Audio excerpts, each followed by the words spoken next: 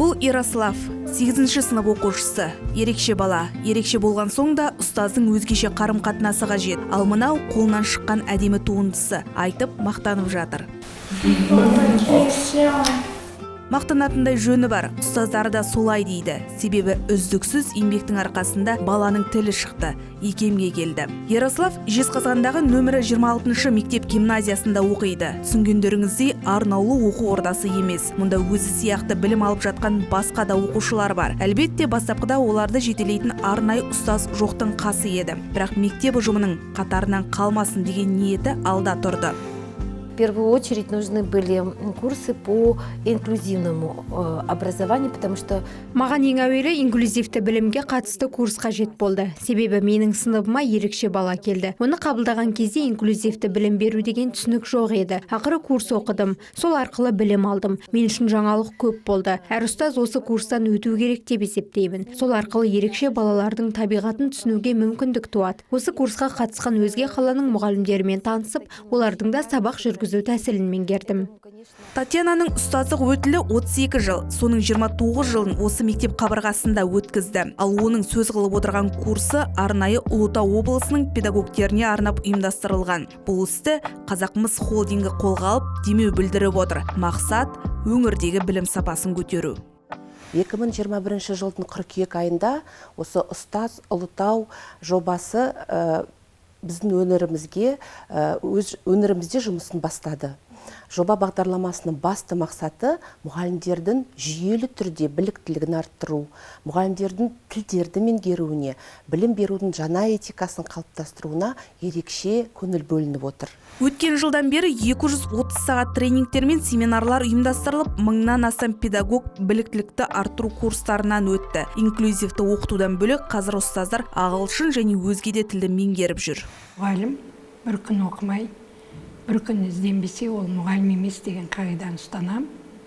Сондықтан да мұғалім үнемі ізденіс үстінде болу керек деп ойлаймын. Енді осы ұстаз Ұлытау педагогикалық бағдар жобасының жалпы әлемге паш болған жаңағы нәтижелерін бізге жеткізуде, ол жаңағы ағылшын тілін жетілдіру басты мәселе.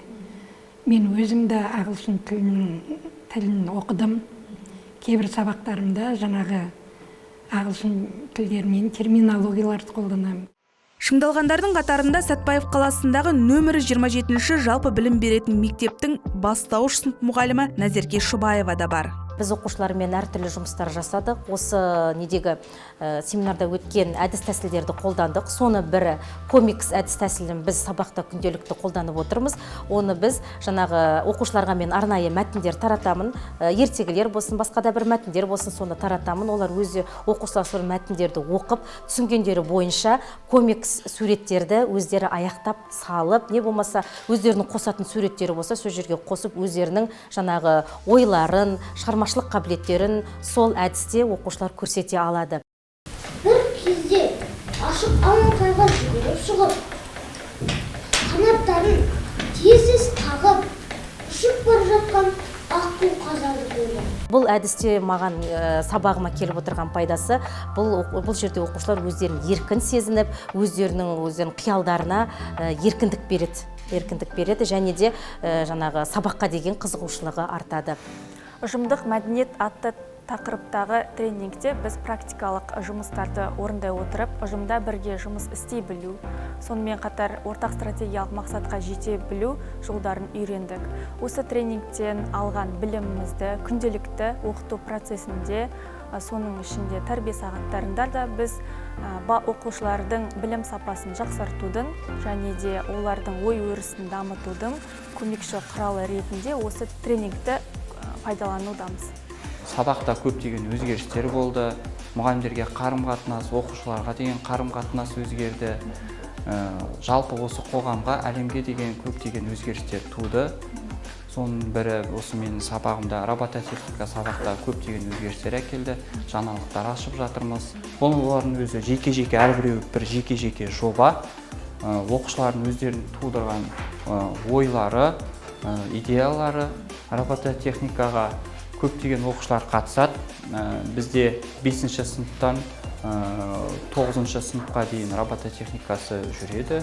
Осыдан кейін оқушылар ұстаздардың еркін қарым-қатынасын байқады. Сабақта да өзгешелік бар. Қатып қалған қағида жоқ. Соның арқасында жеткіншектердің оқуға деген құлшынысы оянған. Тіпті тентектік жасап жүргендердің назары сабаққа ауған. Мәселен, Жезқазғандағы мектеп гимназиясының ұстаздары пәндерді интеграциялау арқылы балалардың қызығушылығын оятқан. Мысалы, робототехника мен экология сабағын байланыстырған. Қалай дейсіз ғой? Балалар әртүрлі өсімдік пен ағаштардың тұқымдарын сақтауға арналған құрылғы жасаған. Соның арқасында келер жылы мектеп маңайын көгалдандыруды көксеп отыр. Қазір балалар көгалды қай кезде егуді, қалай отырғызуды және тіпті емдеу жолдарын да біледі.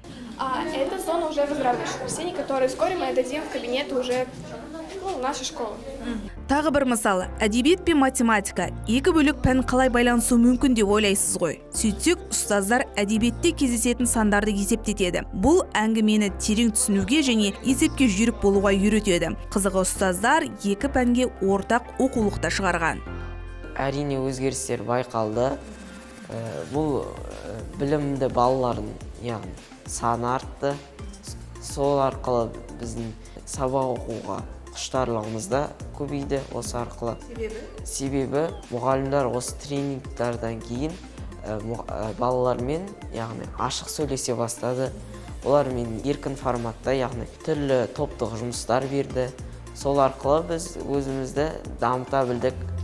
Жалпы ұстаз ұлытау жобасынан мектеп басшылары да құр қалмады. Біздің 26-шы гимназияның ұлытау проект бойынша жұмыс жасағанына бүгінгі таңда 1 жыл 5 ай болды. Ең бірінші іске асқан жоба біздің гимназияда ол мектеп экожүйесі ретінде. Кітапханамызда арнайы тізімді берілген QR-код арқылы өз таңдаған мамандықтары бойынша әдебиеттер оқи алады. Сонымен қатар әр оқушымыздың ынтасы мен білімге деген құштарлығы дамыту үшін арнайы түлектер тақтасы дайындалды. Бұл картада гимназия түлектері білім алып жатқан оқу орындары мен елдері жазылған QR-кодтар арқылы көре аласыздар. Жоба аясында гимназия ұстаздары өз біліктіліктерін үнемі арттырып отырады. Гимназия ұжымы ішкі және сыртқы ресурстарын пайдалана отырып, кеңейте отырып, оның ішінде қыш құмыра, жасау тоғызқұмалақ, домбыра, көркем өнер, тағы басқа да көптеген үйірмелер ашылды. Мектеп менеджерінің басқарушылық шеберлігін дамыту, мектептің даму стратегиясын әзірлеу және енгізу, аккредиттеу, ұлттық және халықаралық деңгейде білім сапасын тану құралы ретінде тақырыптар аясында дәріс алған болатымын. Өзім үшін де, басқа әріптестерім үшін де бұл өте жоғары деңгейде ұйымдастырылған үлкен тәжірибе алмасу алаңы болды. Сонымен қатар 5 мұғалім қашықтықтан ағылшын тілі пәні курсын оқып жатыр. Қараша айынан бері түрік-қытай тілдері курсы оқытылуда. Жоба аясында оқушылар мен оқытушылардың тіл үйренуге деген қызығушылығы артты. Білім беру жобасы тек Жезқазған мен Сәтпаевта ғана емес, жалпы Балқаш пен Ұлытау ауданын қосқанда 70-ге жоқ мектебін қамтыды. Дәрістен бөлек шет тілі бойынша олимпиадалар өткізілген. Консультациялық қолдау да қарастырылыпты. Мектеп директорлары үшін стратегиялық сессиялар ұйымдастырылған. Жоба шеңберінде оқушылардың да шет тілдерін үйренуіне мүмкіндік жасалды. Мәселен, жаз айларында Ұлытау облысынан 10 оқушы Ұлыбританияға барып, 2 апта бойы ағылшын тілін оқыған. Мұның барлығы Қазақмыстың қаражаты есебінен жүзеге асырылды. Ұстаз Ұлытау жобасы біздің жаңа облысымыздың жарқын болашағының инвестициясы, Қазақмыс компаниясы білім сапасын арттыруға деген қызығушылығы келешекте өлкеміздің білім саласына тың өзгерістер алып келетіндігіне сенімім мол. Ғылым саласында, техникада, ақпараттандыру жүйесінде, саясаттағы тың өзгерістер білім жүйесінен жаңғыруына әсер етіп, әр ұстазға жаңа міндет, жаңа талаптар қояды. Үміт көп бұл жобадан күтетін, және біздің қызығушылығымыз да өте орасан зор. сейчас дети владеют лучше учителей, чтобы быть интересной ученику, нужно тоже идти вместе с ним в ногу, потому что они порой обсуждают. Я говорю, я этого не знаю, они мне показывают. То есть у нас идет взаимообучение. Ұстаз ұлттау жобасы педагогикалық білім деңгейлеріңізді көтеруге мүмкіндік беріп отыр.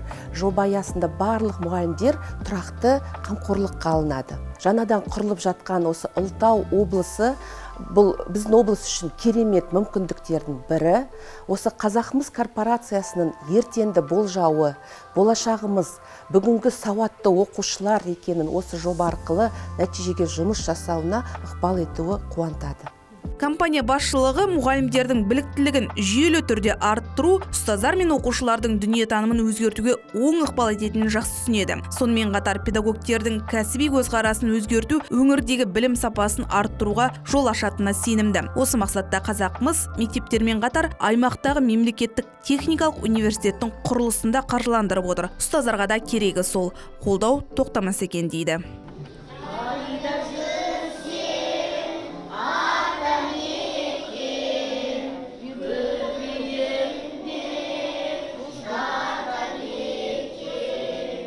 Арай Сүгірбай, Марат Бейсов, Нұрболат Кулумканов, Атамекен бизнес.